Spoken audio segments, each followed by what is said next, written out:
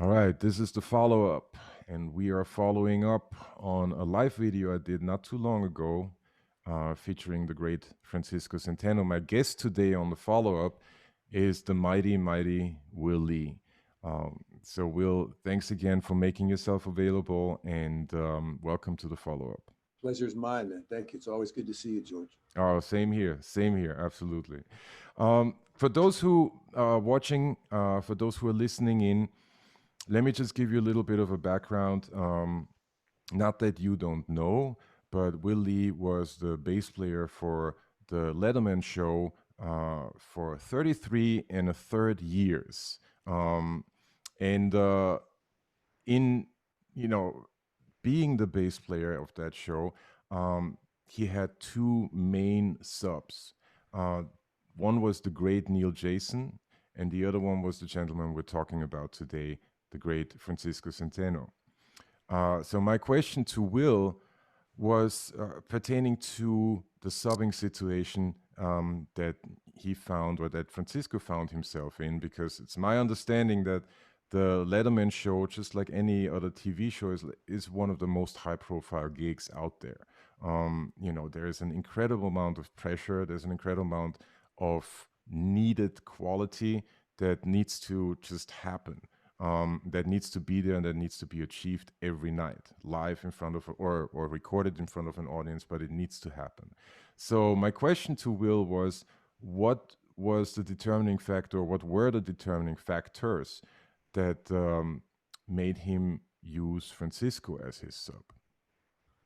Um, well, it wasn't me that was doing the hiring, but I was actually consulted Right, about these things with from Schaefer and stuff. And Paul Schaefer, the band leader, was the guy who really had to be comfortable with whoever was going to be replacing me.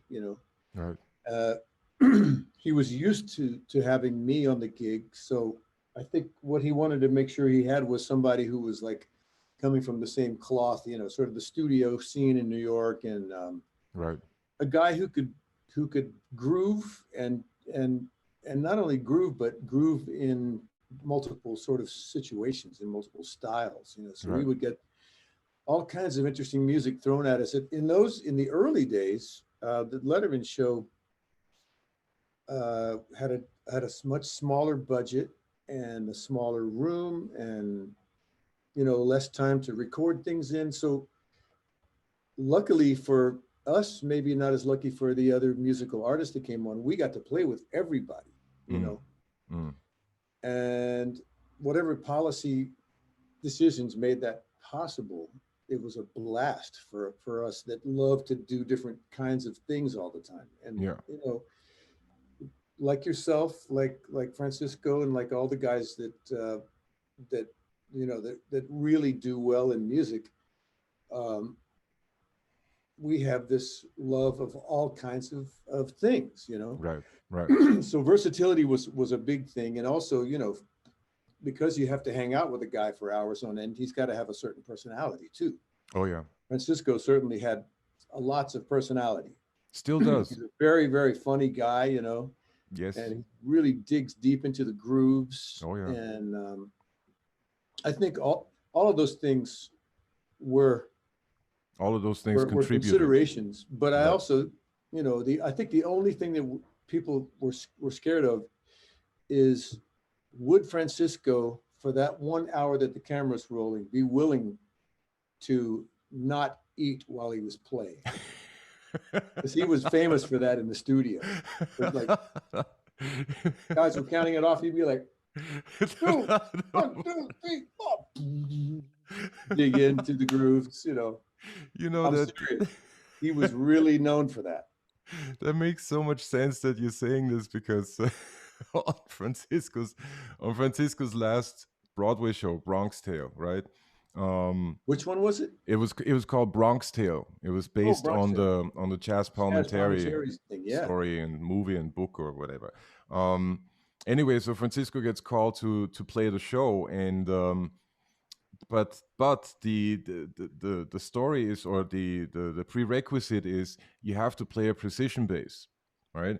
Francisco does not necessarily like precision basses or own one. Like he's a jazz bass player. Like he plays jazz basses most of the time, right? So Yeah. since we were close, or since we are close, I get a call from Francisco, said, "Listen, I know you have some precision basses. Can I borrow one?" I'm like, "Of course, sure. Come by." He came by the house, checked out a couple of instruments, and decided on one, took it with him, and played the show with it. Right. So a couple months later, the show is now up and running. Um, I come in to sub for him, right? And there's my precision bass.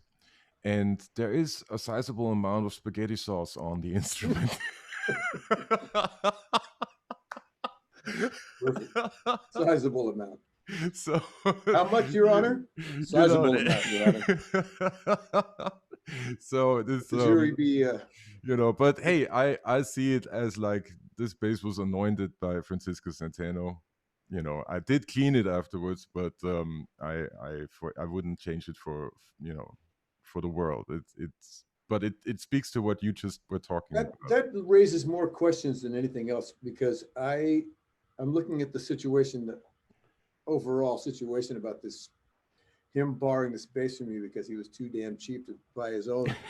So I'm wondering, like, two things. If, first of all, this this this directive to have a precision bass, was he on stage being paid to No, be it on was stage it was it playing and was getting that kind of money for doing this? oh, no, no, no, no. It Well, was then he it should have been allowed to have any kind of bass set up with the precision pickups, and then, you know what I mean? totally. 'Cause then that way you get the neck that you're comfortable with and all that Oh other yeah, stuff. oh yeah, yeah. No, it was a request from either the composer, music supervisor, arranger, whoever.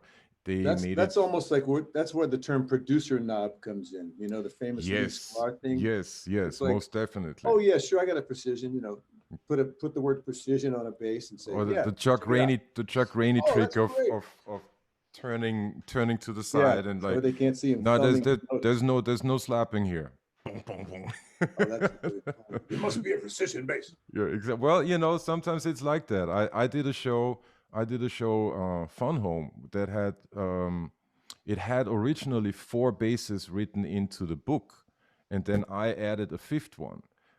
But they were very, very, very adamant about, it needs to be a five-string fretted. It needs to be a five-string fretless. No, that was the one that I added, but it needed to be a Hafner, it needed to be a precision, and then of course the upright bass, both pizzicato and arco. So it does happen, right?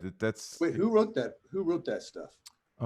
It was Janine Tesori who wrote the music, and Hmm. John Clancy who was the orchestrator. Because that reminds me of the Alex Lacamoire directive for Hamilton. He had all these. He had the synth bass stuff, the Oh Hofner yeah, stuff, oh yeah, oh yeah, oh yeah. yeah, Well, and the that regular that happened and after upright. us. Yeah, that happened after us. So it started in the same theater and started downtown at Public Wow, Theater that's and all of interesting. that. So yeah, it's what Francisco was confronted with. What is something that happens nowadays? There's definitely more of an Yeah, with emphasis on specifics. sound, on texture that's coming from the bass and all of that stuff. It's a Coming back competitive world. Yeah. coming back to Francisco, you guys are active in the same town, were active at the same heyday of the studio scene. And I was wondering if you could, I understand it's a big question and it's a big subject, so to speak, but take us back into the heyday of the studio scene, because a lot of people don't really know what that was like or what that meant and all of that. So just take us back to, I don't know, 20, 30 years. You and Francisco are in the studios running around doing one recording after the other. Well, the huge thing about about that time, it was a really powerful time. Constant product was needed to be arrived at, Right. whether it was jingles Yeah. or movie stuff, which most of that it wasn't happening in New York when I was doing it. That was mostly LA, but there was a lot of movie stuff in New York. I Yeah. ended up on a lot of movies myself, and I think the thing that and probably the third big town between besides New York and LA was Nashville, you know. Right. But Nashville was at that time was still in its sort of specific area of music, so Right. they weren't getting all the commercials and all the commercial work and all the records. They were just getting a certain kind of records down there most of the time. But New York had the unique physicality of geographically being, you know, so small that all the studios were really within a few blocks of each other. So you could put like 5 to 8 sessions in your book every day. Mm. You know, you could squeeze Incredible. that many things in. So your book would be like full of just like, you know, okay, so 9 to 10 is this, and possible 20, and then 10:30 to noon is this, and then the 1 to 3, 1 to 4 with an hour off, and then another, you know, 5 to 8 thing, and then you could squeeze another record date in at night, Right. you know, and it wasn't that unusual to be running around in that kind of way. Right. So we would see each other. Hey, Francisco. Hey, Willie. What's up? You know, we did Right. passing each other, and same with everybody. You know, Right. hey, Babbitt. You know, blah blah blah. Yeah. You know, just all kinds of crazy stuff. Marcus, hey man, come. Nice case. You know, he's Yeah. packing up his stuff as you're moving in. Right. You know, Right.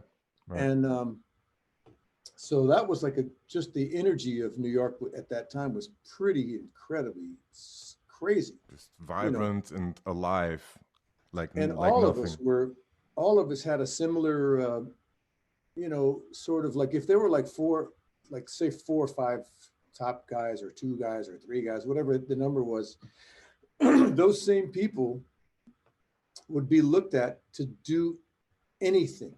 Right. You know, you'd have to be ready for just anything. So for me, I was really lucky because I got to be thrown into this crazy morass of like everything Right. really fast, and you had to just deliver. You couldn't really say I can't do that, you know. So Right. you go, yeah, Yeah. and the guy would count it off, and you'd have to make a sound, you know, Right. Right. some Right. kind of sound. So I just, you know, would look at the chart when I walk in, pick. Oh, pick. I don't play with a pick, but here's my pick. And you know, next thing you know, like what I ended up doing was, let me just grab this real quick. Right. This is how I dealt with all this craziness when I got to New York. And I'm sure like the other guys, this all goes back to the other guys. This little thing right here, Right. which is now a crutch for me, and it's also a crutch for Marcus. I read in an interview. Why do you have that on your bass? Because Will Lee had it, and I thought it looked really cool. But for me, this is the thing that Yes. allowed me to go into all these techniques without really having any chops. Mm. Say, for instance, okay, we want you to play like Larry Grant. Oh man, okay, well here we go. So you put your palm here and you just do here, Right. and you're able to be very precise with it without free floating over the strings and missing the notes Right. because the tape is rolling. Right. There's no time for you to learn. You know, Yeah. you, Yeah. you Yeah. have Yeah. to already know, but you didn't know, so you just went for it in the only way you could. And the same is true with playing for a pick. You know, they'd say, okay, you got to play with a pick. This is a country spot, you know, Mm. a country flavor thing. Play with a pick. Oh, anybody got a pick? Okay, so they hand you a pick, and you don't have instant chops. You're like, you could really be messy, but Yeah. with this thing in the way, you're anchored somewhere, so you could really just get really precise. You know. Yeah. Yeah. Yeah. Yeah. Yeah. Most That's definitely. Yeah. that's why I still have this, so I can go back and forth from all these, you know, from one technique to another. Mm. So that's how crazy it was. It was just like really demanding in that way. Mm. And you know, certain guys either came in with having all that together, or they walked out with having all that stuff together because they Right. had to, you know. Right. Right. And, Right. and now you know, and next thing you know, all these guys have all these techniques and chops and awareness and know what to do after a while. Oh yeah. Oh yeah. So that Oh was yeah. what it was like. That's incredible, and that's, you know, that's so important for people out there to hear, like, you know, through the necessity of being on top of your game, top, you know, a game, whatever. You just invent stuff in the spur of the moment. I did talk to Francisco about that as well, and you know, he was asked for in a recording date with Ashford and Simpson. He had there was the request was made to slap, right, and to thumb the bass, right. Francisco didn't know how to slap the bass at the time, So he Hmm. came up, but he had played guitar, right? So, and playing guitar, he had used a pick and whatnot. So he came up with some sort of up and down stroke that, approximated the slapping sound, and made it work that way. Now, mind you, he was still, if I remember this correctly, he was still in his teens when that happened, actually, because he started Hmm. with Ashford and Simpson when he was 15. I remember, As man. I remember one of my favorite tracks of his is what he did on Solid Oh yeah, with the oh micro yeah, synth. oh yeah, oh yeah. This He got yeah. such a great sound, and that was a funny axe because I don't know if you ever played with that. It's a little box with like a million sliders on it, and if you move any of the sliders, it destroys this whole sound. The sound that you love goes away. I know that box very well. I also talked to him about that, and he says that he used three boss pedals. Oh, really? Yeah, he For says that that track? for that track he used a Oh, I thought T-wah. it was the micro. No, it was so according to Francisco, it was a T-wah, it was a tremolo, and a chorus that he used. He didn't remember in what configuration, and he didn't remember the exact knob turns or whatever. But that was supposedly that is the sound of Solid, right? And he played his jazz bass. He's got a 70s jazz bass that everybody apparently calls the hitmaker. I wasn't aware of that, but because it has recorded so many hits. Um, and he used that jazz bass with a pick in order to get the articulation down and all that. But yeah, it was supposedly three bass um, boxes, stomp boxes. Um, but then again, like, let's add to the mystery. Maybe it was the microsynth. Fuck it. I mean, it could very well be that as well. You know, the drugs were great back then. By the way. Really, really plentiful. Expensive, but we were working, so we didn't Yes, care. who cares? Huh? Okay, that's fantastic. Um, Take that however you want to take it. yeah, no, it's all good. This is totally good. Um, Great. So listen, I don't want to keep you any longer. I do want to appreciate. I do want to express my gratitude to you for making the time and talking about Francisco. It's one of those things where I find it interesting, of course, because I know the guy, I know the player, I know some of his discography, and I'm learning more of his discography. But I wanted to ask you because you were there, and that's Mm. you know that's an important sort of. We have a word in German called Zeitzeuge, which loosely translated is a witness of time, right? That makes you are that witness of time. You are the witness to that time period, and you have this very unique and exciting vantage point that I thought would be interesting to share with the audience. So I want to thank you again for taking the time and talking to us and talking about Francisco. Yeah, stay safe out there. Thanks, George. I'll be looking for all your podcasts and your webcasts and whatever you're doing. So Oh keep me yes. posted.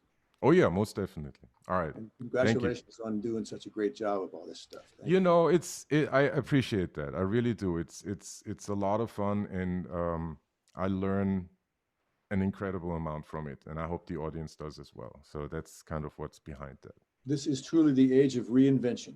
Oh yeah, most definitely, most definitely. So keep Anyway, on reinventing, man. oh yeah, Yeah. will do. Thank you, Will.